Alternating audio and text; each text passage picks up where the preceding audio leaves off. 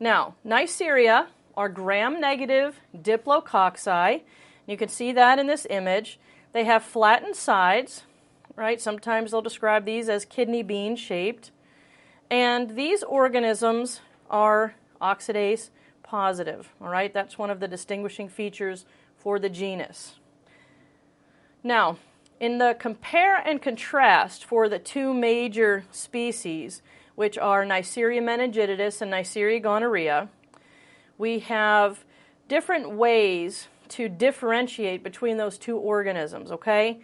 First of all, only one of those species has a capsule, and if you had to guess, I'm hoping you would guess the one that causes meningitis after listening to our talk on virulence factors and the importance of the capsule, okay? So Neisseria gonorrhea does not have a capsule. Vaccines, we do have a vaccine for Neisseria meningitidis. We do not have one for Neisseria gonorrhea. And Neisseria meningitidis is a respiratory pathogen, whereas, of course, Neisseria gonorrhea is a sexually transmitted disease or a genital infection. Now, how can you differentiate these organisms, and when would you have to? Okay? You're like, one causes meningitis, one causes gonorrhea. How can one get those confused? Hey, I'm right there with you. Except for, in sexually active young adults, Neisseria gonorrhea is a leading cause of pharyngitis, a respiratory tract infection.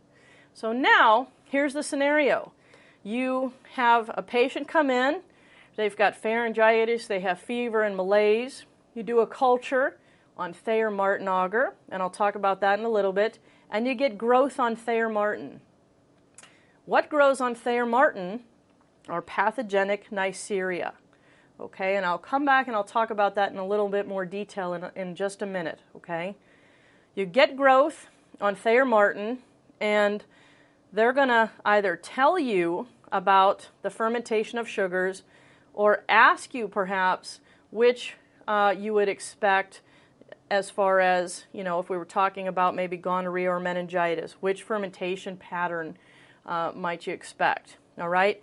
So the easiest thing to think about for these two is that they both ferment glucose. That's easy. But maltose is only fermented by meningitidis. So meningitidis with an M, maltose with an M. Okay, Neisseria gonorrhea does not ferment maltose. So that's how you're going to differentiate Neisseria meningitidis from Neisseria gonorrhea. Okay? Now, beta-lactamase production. We're talking now about resistance to antimicrobials. And meningitis is actually fairly rare, but is extremely common with Neisseria gonorrhea. In fact, yearly we're always updating the treatment protocols for Neisseria gonorrhea because of the extreme drug resistance that it's developed. All right? So now what I'd like to do is I'm going to talk about Neisseria meningitidis first, and then we'll shift gears a little bit and start talking about Neisseria gonorrhea. Okay? Now, as far as the distinguishing features, we mentioned a few of these already. We know that it's encapsulated. It's part of that mnemonic. Some killers have pretty nice capsules. Okay? It grows on chocolate agar. Okay? Remember, chocolate agar is blood agar that's been gently heated. Now, Thayer Martin agar is chocolate agar with antibiotics in there to prevent the growth of normal flora. So what happens is Thayer Martin actually selects, it's a selective media, selects for pathogenic Neisseria. Okay, so you want to keep Thayer Martin in mind. All right, it's chocolate agar with a little kick so that it selects for pathogenic Neisseria.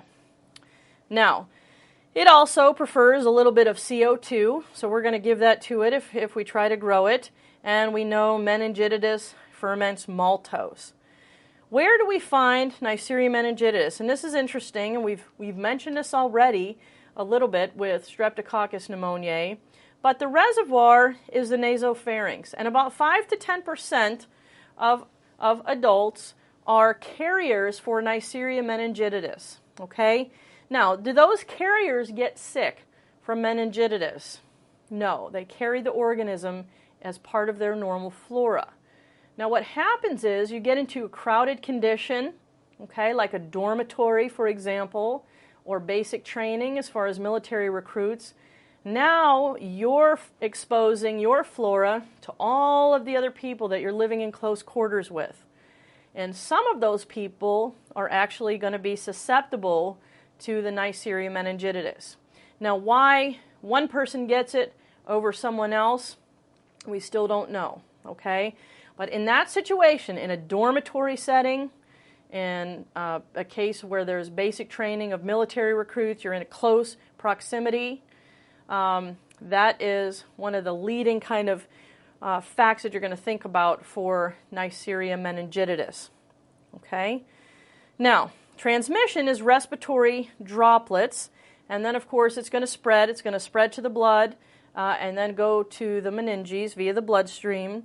And the second bullet point is what we just mentioned, that the disease only occurs in a small number of people. All right? And again, why that is, we're not 100% sure. It has a lot to do with the host factors, okay, for the disease. Now, virulence factors for Neisseria meningitidis, hopefully you know. Remember I said if it has a capsule, there's a really good chance it's the most important virulence factor. So this is no different, okay? So for Neisseria meningitidis, the capsule is the most important virulence factor. There are 5 different serotypes of capsules, and B in the U.S. is the most common serotype. Now, I will tell you that we have a vaccine for Neisseria meningitidis, and that vaccine covers 4 out of the 5 serotypes of meningitis. It does not include serotype B, which is the most common serotype, because B is not very immunogenic. So even if they included it, it wouldn't really induce protective immunity. So even though we vaccinate, so I can give you a perfect scenario here where that could be asked on the Step 1 USMLE. So here's your clinical relevance for the different serotypes. You have a patient, they develop Neisseria meningitidis, okay, they'll tell you they looked at the CSF, we found gram-negative diplococci. The patient is up to date on all vaccines. Which serotype of Neisseria did this patient most likely acquire? Well, that has to be serotype B because it was the only one that wasn't included in the vaccine. Okay, so that's how that can work its way into a question. Also listed under the virulence factors again, you got an IgA protease, which we said any mucosal pathogen worth its weight is going to have an IgA protease. Okay, so that one is not the most important. Keeping with virulence, now we've moved from the gram-positives to the gram-negatives. And now we got to start considering that all of the gram-negatives have LPS. Okay? So that's always going to be a virulence factor. And the symptoms of shock, remember, that we're going to see are typically due to the LPS. All right. Pili, outer membrane proteins, are helpful for colonization and invasion. Not something they're probably going to ask you. But the very last bullet point here is very important and very clinically relevant. Very testable on Step 1. All right? So you have a patient that develops meningitis during their lifetime, not once, but maybe twice, okay? Maybe even 3 times. Now, to get meningitis once from Neisseria meningitidis is a pretty rare event. But to get it multiple times is, you probably have a better chance of winning the lottery, all right? So that means that there's probably an underlying condition responsible for why someone's getting multiple recurrent infections with Neisseria meningitidis. And that goes back to that individuals that have complement deficiencies in C5 through C8, which is the membrane attack complex, are highly susceptible to Neisseria. Okay? Now, I'm going to talk about the why when we get to the immunology. All right? But for now, remember, you see a case where someone has Neisseria meningitidis more than once. What is the likely issue? what are they likely deficient in. They may list all of the complement proteins, and you'll have to pick the one that is representative of that membrane attack complex. Remember, that could be 5, 6, 7, or 8. Okay?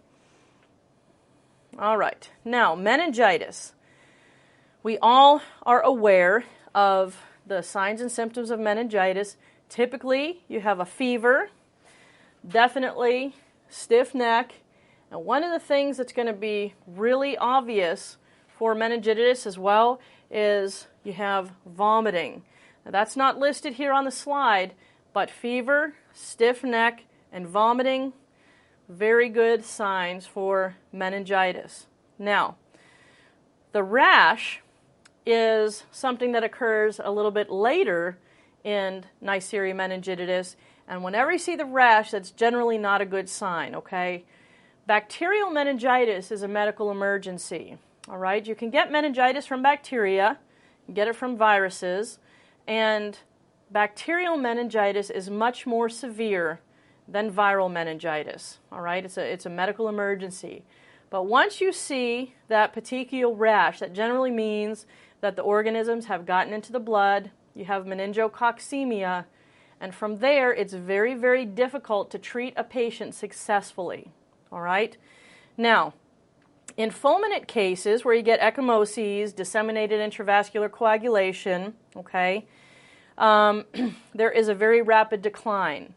Now, Waterhouse-Friderichsen syndrome, also something they like to test on the USMLE, is something that occurs if a child typically were to get Neisseria meningitidis, they were to get meningitis, okay, they would have collapse of the adrenal glands, all right? And that is associated with a very rapid decline of the patient. So from that point, they have about 10 to 12 hours usually before the time of death, okay? So very rapid decline. If you get somebody with the rash, the fever, the stiff neck, and then within 10 to 12 hours they're gone, they likely probably had Waterhouse-Friderichsen syndrome, okay? So that's what happens in children typically, but as well in the fulminant cases of meningitis, and is very difficult to treat, again, once the organisms get into the blood. How are you going to diagnose it, okay? Here they could easily show you an image. So they'll tell you have an 18-year-old college student, they may not mention dorm, presents to the student health center with a fever, a stiff neck, and vomiting, all right? So now they're going to get a sample of spinal fluid, they're going to gram stain it, and they may say that the gram stain is shown in the image. And you look at the image and you see the very faint gram-negative diplococci, all right? So that they could easily show you an image of that. The other way, of course, remember to detect capsule is by the latex particle agglutination, all right, where we can agglutinate the organisms based on that capsule. Now, for treatment for Neisseria meningitidis, we have, of course, for neonates and infants, I'm probably going to steer you away from ampicillin and going with the cephalosporin. You're always safer if you pick a cephalosporin, okay, for treatment of meningitis. Now, in children and adults, perhaps older infants, again, cephalosporins, and you may or may not have to add vancomycin to that mix. Now, if you look at prevention, you can see what we talked about for the vaccine. The vaccine is made up of the polysaccharide capsular material from the 4 out of the 5 strains. So we have Y, W135, C, and A. Type B is not included. So again, you can be vaccinated for Neisseria meningitidis and still get meningitis from that pathogen, all right? Now, what happened when I was in undergrad, of course, we had a meningitis scare, so one of the kids in the dorms got Neisseria meningitidis, and what they did at that time was they started vaccinating a lot of students, and they prophylaxed anyone that was in close contact with the individual that had meningitis, okay? And in that case, typically the drug was rifampin. Now, the prophylaxis in that case has changed a little bit. And as far as prevention now, we're giving all children, as part of the CDC's recommended list of vaccines, we're giving the meningitis vaccine. So it's not something we simply do now during an epidemic of meningitis. We give it to all children. So hopefully that will bring down over time the cases of meningitis that we see in that setting. The next organism we're going to talk about is Neisseria gonorrhea. And this begins one of the first organisms we're going to talk about that's sexually transmitted.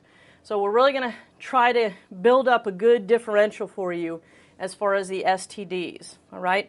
One of the first things you're going to need to be able to do for diagnosis of Neisseria gonorrhea is you're going to have to recognize an image of Neisseria gonorrhea. So typically, you're going to have a male present with symptoms of probably burning upon urination. Okay, they may have a little bit of a fever. And you're going to look, there'll probably be a discharge. It tends to be very purulent with gonorrhea. You're going to gram stain that discharge, and the image that you're looking at right now on the slides is classically what you're going to see. All right? So you have to be able to look at this and realize what you're looking at, okay? So here is a gram stain of urethral exudate, okay? What you're seeing, these large images right here, are PMNs, okay?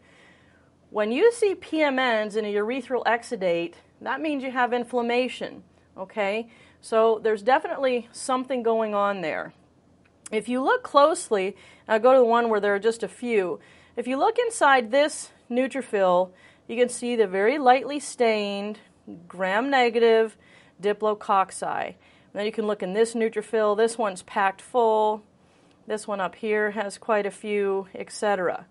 So you don't ever want to get confused that the nucleus from the PMN is the gonorrhea, because that's way, way, way too big, okay? But you definitely want to be able to recognize that image. That's going to be a high-yield image to show up on the boards, all right? So sexually transmitted disease, clearly we're going to get this through sexual contact with an infected individual. Virulence goes back to the pili. We talked about the pili earlier.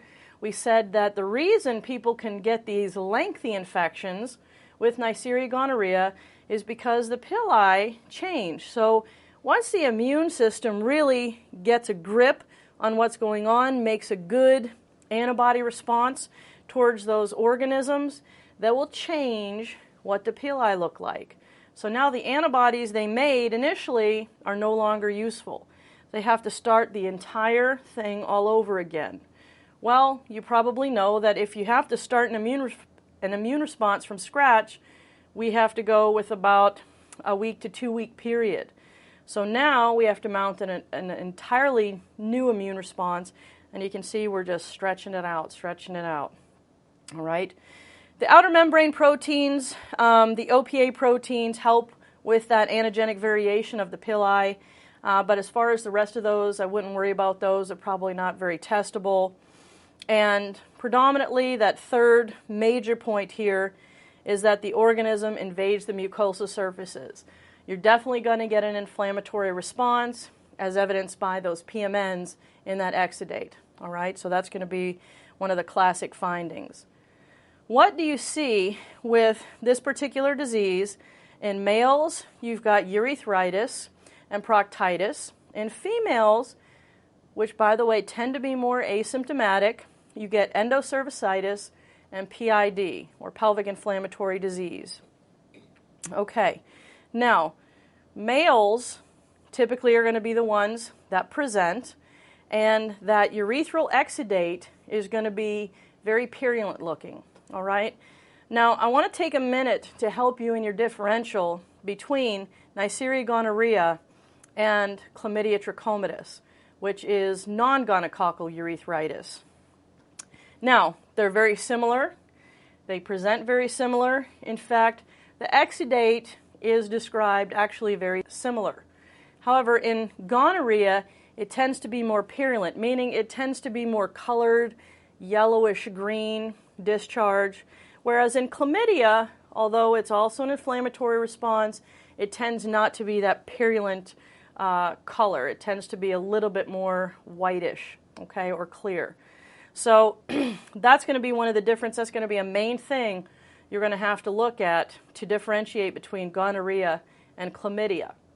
Now, if you have a male that presents with urethritis and they're sexually active and you're suspecting one of the two and they don't give you any information, they just say what's most likely, you'll have to go with chlamydia because it's actually more common than gonorrhea. So you want to be able to differentiate them, but you also have to know who's on top, all right? And that's chlamydia trachomatis. We'll talk about chlamydia a little bit later on in the chapter. Now, infants who are born to mothers that are positive for gonorrhea can get an eye infection that's called ophthalmia, and it can lead to blindness. So what we do now in the U.S., regardless of the mother's status, is we treat all infants with erythromycin ointment in the eyes at birth to prevent the presentation of ophthalmia. Now, diagnosis is like I showed you before. You're going to have to recognize that image, okay? The intracellular gram-negative diplococci, all right? They can use genetic probes, et cetera, but you know they're not going to tell you that because when they do, they'll basically be telling you what the organism is, okay? So you're going to have to go based on that image. Last on there, as far as culture, you can also culture the exudate. And again, like we talked about with Neisseria meningitidis, if you culture it on Thayer-Martin medium, which is chocolate agar with antibiotics in there to inhibit the growth of normal flora, you're going to select for pathogenic Neisseria, all right? So organisms that grow on Thayer-Martin, there's a good chance we're talking about gonorrhea.